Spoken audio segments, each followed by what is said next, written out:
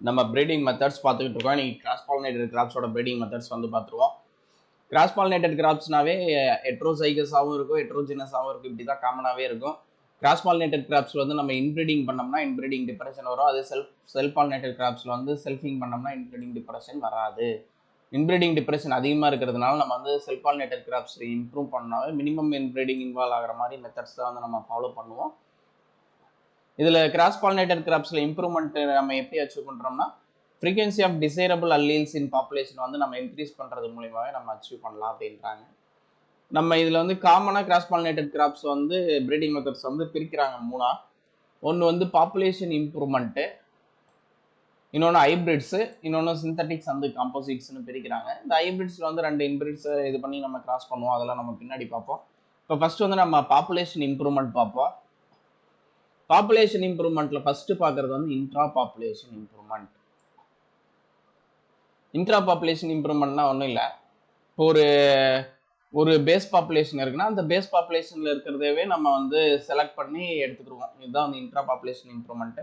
Inter population இம்ப்ரூவ்மெண்ட்னா 2 base பாப்புலேஷன்ல வந்து நம்ம கிராஸ் பண்ணி அதுல இருந்து செலக்ட் பண்ணி எடுப்போம். இது வந்து இன்டர் பேஸ் பாப்புலேஷன் இம்ப்ரூவ்மெண்ட்னு வாங்க. In cross pollinated crops population improvement is used to enhance the frequency of desirable alleles in population. நம்ம மேலே பார்த்தோம் இல்லை, டிசைரபிள் அல்லீல்ஸ் வந்து நம்ம இன்க்ரீஸ் பண்ணுறது மூலிமா கேரக்டரை வந்து இம்ப்ரூவ்மெண்ட் பண்ண முடியும். அதுக்கு வந்து பாப்புலேஷன் இம்ப்ரூவ்மெண்ட் வந்து பெஸ்ட் டூலாக இருக்குது அப்படின்றாங்க. இப்போ சொல்கிறாங்க இன்ட்ரா பாப்புலேஷன் இம்ப்ரூவ்மெண்ட்டுக்கு பண்ணணும்னா நமக்கு என்னென்ன தேவைன்றாங்க. ஃபர்ஸ்ட் வந்து ஜெனட்டிக் வேரியேஷன். நம்ம ப்ரீடிங் ப்ரோக்ராம்லேயே ஜெனட்டிக் வேரியேஷன் இல்லைன்னா எதுவுமே பண்ண முடியாது. ஜெனட்டிக் வேரியேஷன் வேணும்ன்றாங்க. அடுத்து ப்ரெசன்ஸ் ஆஃப் அடிட்டிவ் ஜீன் வேரியேஷன்ன்றாங்க. இந்த அடிட்டிவ், டாமினன்ட், எபிஸ்டாசிஸ் இதெல்லாமே நம்ம பார்த்துருக்கோம். இது என்னன்னு உங்களுக்கு வீடியோவை போய் பார்த்துக்கோங்க. அடிட்டிவ் ஜீன் வேரியேஷன் வந்து இருக்கணும், பேரலல் டாமினன்ஸ் இன் பாப்புலேஷன். அதே மாதிரி வந்து நம்ம செலக்ட் பண்ணுறது வந்து ஹெரிட்டபிலிட்டியாக இருக்கணுன்றாங்க. ஹெரிட்டபிலிட்டி இல்லைன்னா நம்ம செலக்ட் பண்ணுறதே வேஸ்ட்டு. அதே மாதிரி வந்து அன்டிசைரபிள் லிங்கேஜ் வந்து எதுவுமே இருக்கக்கூடாது. அதில் இருந்தால் வந்து நம்ம செலக்ட் பண்ணக்குள்ள லிங்கேஜாக வரக்கூடாது நமக்கு. அதனால அதை சொல்கிறாங்க. There should not be negative association between desirable traits அப்படின்றாங்க. நெகட்டிவ் அசோசியேஷன்னா என்னன்னா, இப்போ ஒரு பிளான்ட் வந்து அதிகமாக ஈல்டு கொடுக்குதுன்னா அதில் வந்து ப்ரோட்டீன் கண்டென்ட் கம்மியாக இருக்கும்னா நான் இந்த நெகட்டிவ் அசோசியேஷனுக்கு எக்ஸாம்பிள் சொல்கிறேன். ஒரு பிளான்ட் அதிகமாக ஈல்டு கொடுக்குதுன்னா அந்த கிராப்பில் இருக்கிற ப்ரோட்டீன் கண்டென்ட் வந்து குறைவாக இருக்குது. அதே குறைவான ஈல்டு கொடுக்குதுன்னா அதில் ப்ரோட்டீன் கண்டென்ட் அதிகமாக இருக்குது. இதுதான் வந்து நெகட்டிவ் அசோசியேஷன்றாங்க. இது வந்து இருக்கக்கூடாது. இது இருந்தாலும் நமக்கு பிரச்சனை தான். அதே மாதிரி வந்து நம்ம செலக்ட் பண்ணணும்னா வந்து லார்ஜ் சைஸ் பாப்புலேஷன் வந்து இருக்கணும். அப்போ தான் வந்து நமக்கு வந்து நல்ல குட் பிளான்ட்டை வந்து நம்ம செலக்ட் பண்ண முடியும். Improvement is expected to be high for characters which can be easily precisely rated particularly before flowering அப்படின்றாங்க. இது என்னன்னா நம்ம பிஃபோர் ஃப்ளவரிங்குள்ளேயே நம்ம வந்து அதோட வெஜிடேட்டிவ் அந்த இது கேரக்டரை வச்சு நம்ம வந்து செலக்ட் பண்ணாதான் அடுத்தடுத்த ஒரு 2-3 ப்ரீடிங் சைக்கிள் வந்து ஷார்ட் பண்ணுறதுக்காக இது சொல்ல வராங்க. நம்ம அடுத்து வந்து நம்ம பார்க்க போகிறது வந்து மாஸ் செலெக்ஷன். ஃபர்ஸ்ட் வந்து மாஸ் செலெக்ஷனில் வந்து நம்ம வந்து ப்ராஜெக்ட் டெஸ்ட் வந்து பண்ண மாட்டோம் மாஸ் செலெக்ஷனில். இதே வந்து அதே progeny selection, ear to row method, line breeding, recurrent selection இதெல்லாமே வந்து நம்ம ப்ராஜலி டெஸ்ட் வந்து பண்ணுவோம். அதை இங்கே சொல்ல வராங்க. Plants are selected on the basis on. இப்போ மாஸ் செலெக்ஷன்லேயே ஆகட்டும் மற்ற செலெக்ஷன் எல்லாமே வந்து நம்ம ஃபீனோடைப்பை பேஸ் பண்ணி தான் வந்து செலக்ட் பண்ணுறோம். ஓகேங்களா? Basis on the phenotype. Self pollinated கிராப்ஸ்லேயும் நம்ம மாஸ் செலெக்ஷன் பார்த்துருக்கோம். பட் இருந்தாலும் ஒரு முறை மாஸ் செலெக்ஷன்லையும் பார்த்துருவோம். ஃபீனோடைப்பை பேஸ் பண்ணி செலக்ட் பண்ணுவோம், ப்ராஜெனி டெஸ்ட் பண்ண மாட்டோம். இதுதான் வந்து மாஸ் செலெக்ஷன் எக்ஸாம்பிள். ஓகேங்களா? அதே மாஸ் செலெக்ஷனில் அதே ஆக்டிவிட்டி இன்வால்வ் பண்ணுவாங்க. பட் இதில் வந்து ப்ராஜெனி டெஸ்ட் பண்ணாங்கன்னா அதுக்கு எக்ஸாம்பிள் தான் ப்ராஜெனி செலெக்ஷன். அப்படி இல்லைனா ஏர் டு ரோ மெத்தடுன்னுவாங்க, இல்லைனா லைன் ப்ரீடிங், ரெக்கரன்ட் செலெக்ஷன். இது எல்லாமே வந்து இதுக்கு சொல்கிறாங்க. ஃபஸ்ட்டு இதில் என்ன பண்ணுவாங்கன்னா இனிஷியல் வந்து ஃபீனோடைப்பை பேஸ் பண்ணி செலக்ட் பண்ணிடுவாங்க. ஃபைனல் செலெக்ஷன் வந்து ப்ராஜெனி டெஸ்ட் வந்து பண்ணிடுவாங்க. இதுதான் இங்கே சொல்கிறாங்க. இப்போ வந்து நம்ம மாஸ் செலெக்ஷன் பார்ப்போம். மாஸ் செலெக்ஷன்னா ஒன்றும் இல்லை, ஒரு பாப்புலேஷன் பேஸ் பாப்புலேஷன் இருக்குன்னா அதில் வந்து நம்ம ஃபீனோடைப்பை பேஸ் பண்ணி செலக்ட் பண்ணுவோம். Number of plant selected based on the phenotype base பண்ணி செலக்ட் பண்ணுறோம். And open pollinated seed from the bulk from them are bulked together to raise next generation அப்படின்றாங்க. இது என்னன்னா ஓப்பன் பாலினேட்டட் சீடுன்னு ஏன் சொல்கிறாங்கன்னா இங்கே வந்து கிராஸ் பாலினேஷன் நடக்கிறதுனால இது வந்து ஓப்பன் பாலினேட்டட் சீடுன்றாங்க. ஏன்னா இதில் வந்து நமக்கு வந்து எது கூட கிராஸ் ஆச்சுன்னு நம்மளால கண்டுபிடிக்க முடியாது. ரேண்டம் மேட்டிங் தான் அங்கே நடக்கும். ஓகேங்களா? இந்த மாதிரி நம்ம என்ன பண்ணுவோம், ஃபஸ்ட்டு வந்து நமக்கு பிடிச்ச ஃபீனோடைப்பை பேஸ் பண்ணி பிளான்ட்டை செலக்ட் பண்ணுறோம். அது ஓப்பன் பாலினேஷன் நடக்கும். அதுக்கப்புறம் சீடை ஆர்வஸ் பண்ணிட்டு அதை பல்க் பண்ணிவிட்டு அடுத்து வந்து நம்ம நெக்ஸ்ட் ஜென்ரேஷன் வந்து க்ரோ பண்ணோம்னா இது வந்து மாஸ் செலெக்ஷன்றாங்க. இந்த சைக்கிள் வந்து ரிப்பீட்டடாக 1 or more டைம்ஸ் நடந்துக்கிட்டே இருக்கும். ஒவ்வொரு டைம் நடக்குள்ளேயும் அதோட ஃப்ரீக்வன்சி ஆஃப் டிசைரபிள் அல்லீல்ஸ் வந்து நமக்கு இன்க்ரீஸ் ஆகிக்கிட்டே போகும் ஒரு கிராஸ்க்கும். ஓகேங்களா? அதனால இதை நம்ம திரும்ப ரிப்பீட் பண்ணுறதுனால இதை வந்து phenotypic recurrence செலெக்ஷன் கூட இதை சொல்கிறாங்க. Mass selection is form a maternal selection as there no control no pollination அப்படின்றாங்க. இதுக்கு என்ன அர்த்தம்னா இப்போ நம்ம செலக்ட் பண்ணுறது எல்லாமே ஃபீமேல் பேரண்ட்டை தான் நம்ம செலக்ட் பண்ணுறோம். இதோட மேல் பேரண்ட் வந்து நம்மளால் ஐடென்டிஃபை பண்ண முடியாது, ஏன்னா நமக்கே தெரியாது. அதை தான் இங்கே சொல்கிறாங்க.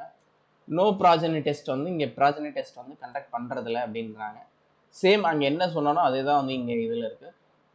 ஃபீனோடைப்பை பேஸ் பண்ணி செலக்ட் பண்ணுறோம். அதுக்கப்புறம் ஓப்பன் பாலினேட்டட் சீட்ஸை வந்து ஆர்வஸ்ட் பண்ணி அங்கே ஓப்பன் பாலினேஷன் நடக்கும், ஆர்வஸ்ட் பண்ணி பல்க் பண்ணுறோம்.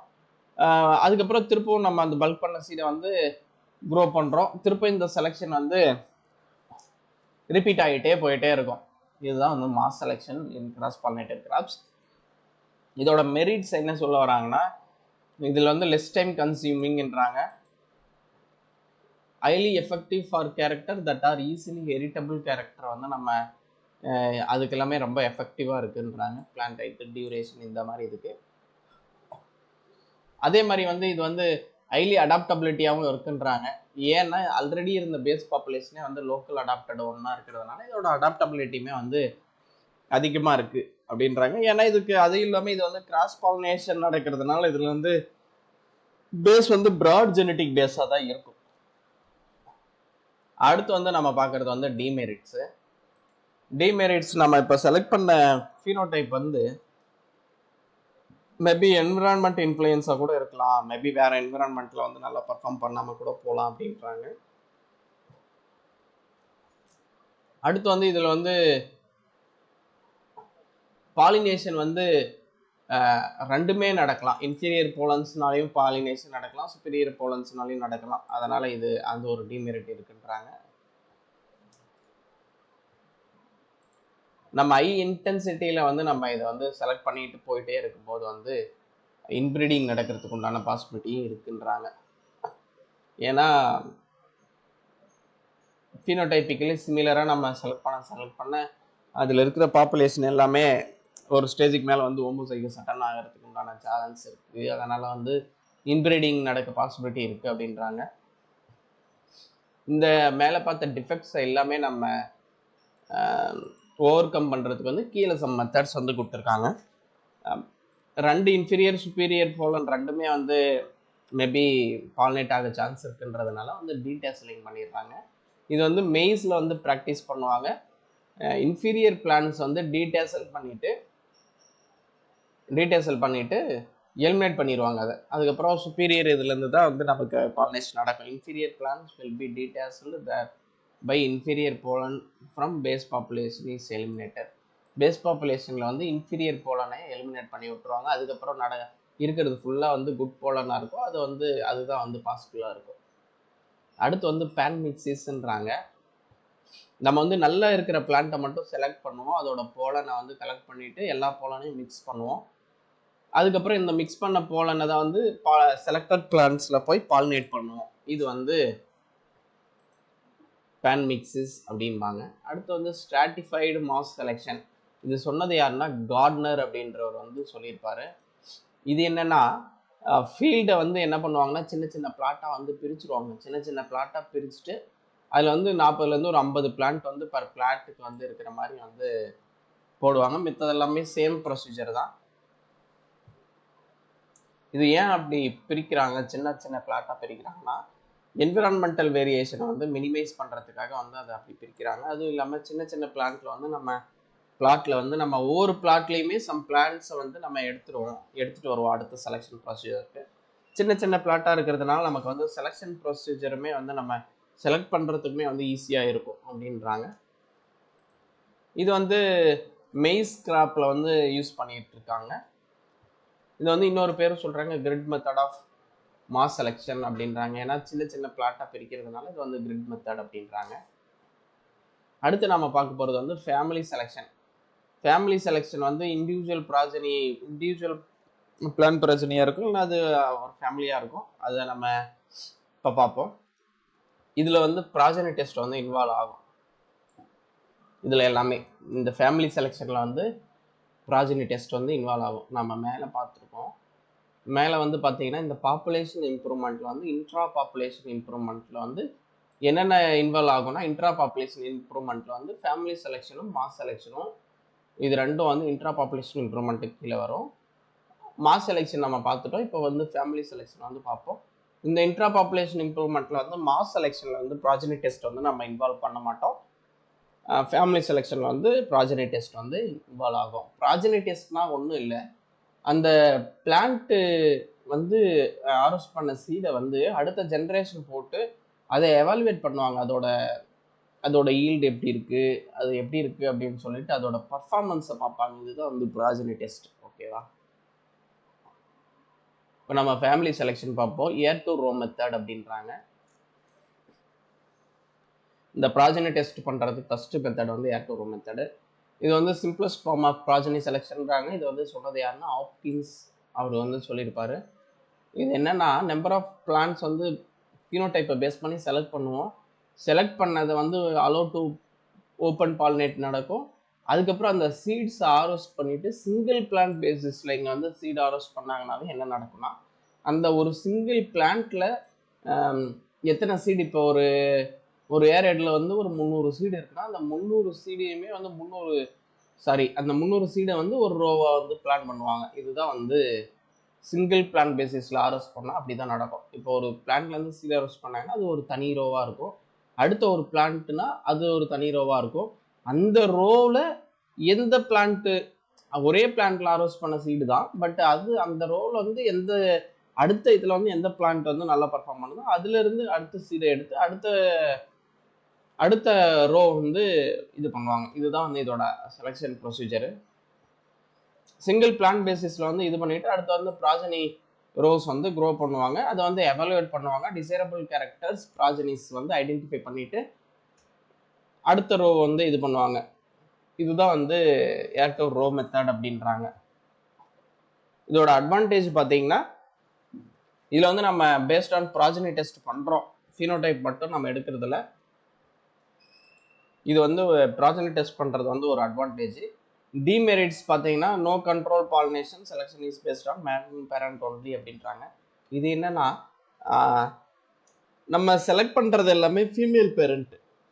நமக்கு வந்து இதோட மேல் பேரண்ட் வந்து எங்கேருந்து எங்கே கிராஸ் ஆச்சுன்னு தெரியாது. ஏன்னா இது வந்து ஓப்பன் பாலினேஷன். அது வந்து இங்கே ஒரு டிமெரிட்ன்றாங்க. ஏன் டிமெரிட்னா, மேபி அடுத்த ஜென்ரேஷன் போகும்போது வந்து இன்ஃபீரியர் போலன் கூட அங்கே வந்து பாலினேஷன் நடக்கிறதுக்கு உண்டான சான்ஸ் இருக்குது. அதை தான் வந்து சொல்ல வராங்க. இந்த மாடிஃபிகேஷன் ஆஃப் ப்ராஜனி செலெக்ஷன், இந்த ப்ராஜனி செலெக்ஷன் மாடிஃபை பண்ணதை வந்து திரும்பவும் வந்து பிரிக்கிறாங்க. மாடிஃபைடு ஏர் டு ரோ மெத்தட்னும், அடுத்து வந்து S1 family selection, S2 family selection, half sib family selection, full sib family selection, recurrence selection அப்படின்னு பிரிக்கிறாங்க. இதை வந்து நம்ம பார்த்துருவோம். மாடிஃபைடு ஏர் டு ரோ மெத்தட்னா இது வந்து சொன்னது என்ன, லாங்கிஸ்ட் வந்து சொல்லியிருப்பாரு. இதில் என்ன பண்ணுவாங்கன்னா,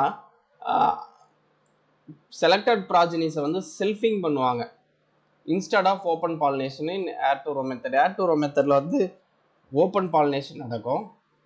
ஆனால் இங்கே வந்து என்ன பண்ணுவாங்கன்னா, ஃபஸ்ட்டு பேக்கிங் இல்லைனா ஏதோ ஒரு செல்ஃபிங் பண்ணுறதுக்கு வந்து நிறைய டெக்னிக்ஸ் இருக்குது. பேக்கிங் போட்டு கூட பண்ணியிருப்பாங்க. மேபி ஏதோ ஒரு பிளான்ட்டுக்கு வந்து டிஃபர் ஆகும்.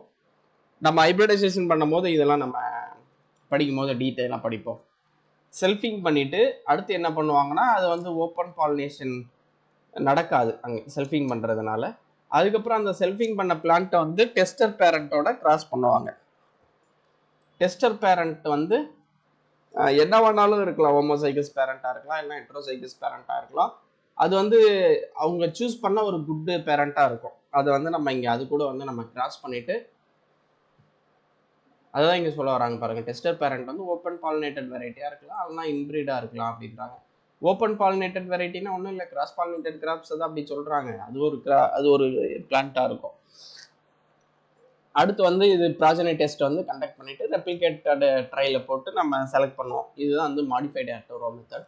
அங்கே ஆட் டு ரோ மெத்தடில் வந்து செல்ஃபிங் பண்ண மாட்டோம், ஜஸ்ட் ஓப்பன் பாலினேட் நடக்கும். இங்கே வந்து செல்ஃபிங் பண்ணிவிட்டு ஓப்பன் பாலினேஷன் நடக்காது. அதுக்கு பதிலாக வந்து நம்ம ஒரு டெஸ்டர் பேரண்ட் கூட வந்து நம்ம இதை கிராஸ் பண்ணுவோம். இதுதான் வந்து modified ear to row method. Half sib family செலெக்ஷன்றாங்க.